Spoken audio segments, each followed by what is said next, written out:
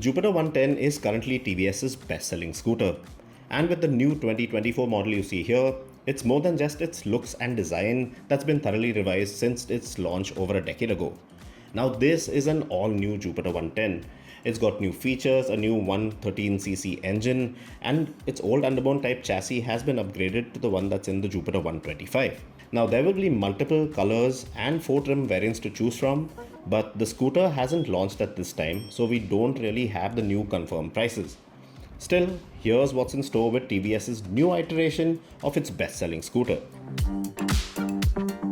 Let's take a walkthrough of what you get variant-wise with the new Jupiter 110. Now, the lowest base variant isn't on offer here because with that model you get steel wheels and drum brakes.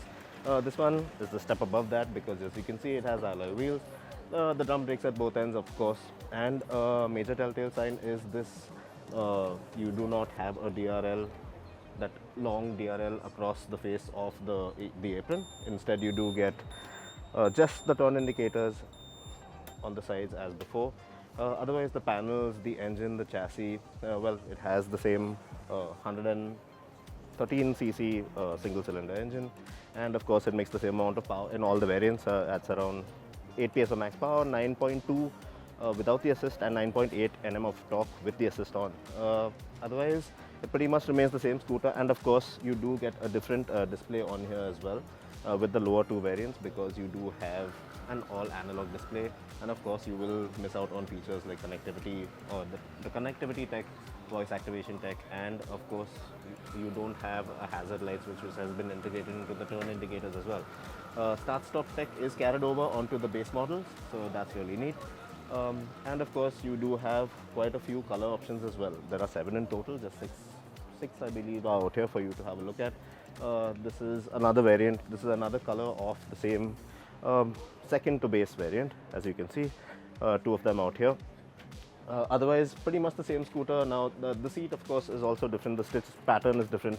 As you can see, it is a very flat, smooth single pattern.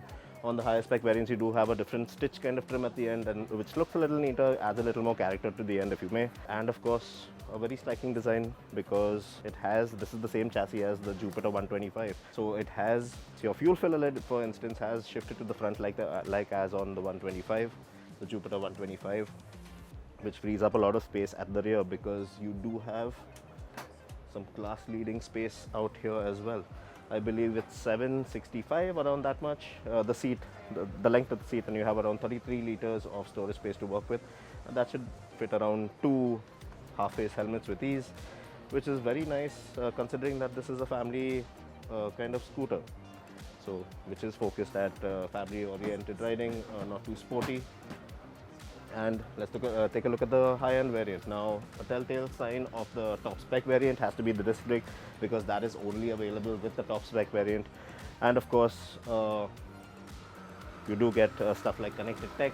You do have an all-digital display. Let's have a look at the display. It is an LCD unit, and of course, you do have all the readouts, average economy, and as I mentioned before, you do have a hazard light switch which has been integrated. A long press here should activate that. Yes, it has worked. So you do get quite a few interesting features, because the scooter as well, it does get auto indicator cancellation, and you do get the hazard lights come on if you jam the brakes really hard, so you don't get rear-ended from behind, nobody's caught by surprise. That's really interesting. And yes, these are the other top-end color spec variants.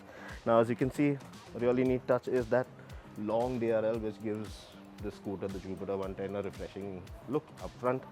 As before at least when the scooter came out, maybe 2013, it had these two kind of indicators on the apron that looked like it looked like a bird's face honestly, but now it has this nice, very distinct character to the front of it. Well, TVS have done away with the chrome finish bits on the scooter and have opted for a rather classier looking piano black finish all throughout the scooter.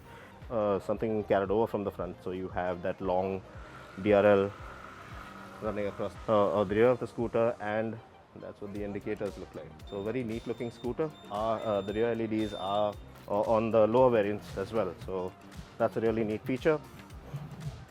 And start-stop technology, whatever it is, whatever TVS have thrown into the scooter has definitely given it a refreshed take on life. 12-inch wheels at both ends, disc at the front, drum at the rear, suspension quite similar to that on the Jupiter 125, but it has been tweaked down to cater to this setup. The scooter weighs in at around 105 kgs, we are told. And yes, do look forward to our review when that drops soon.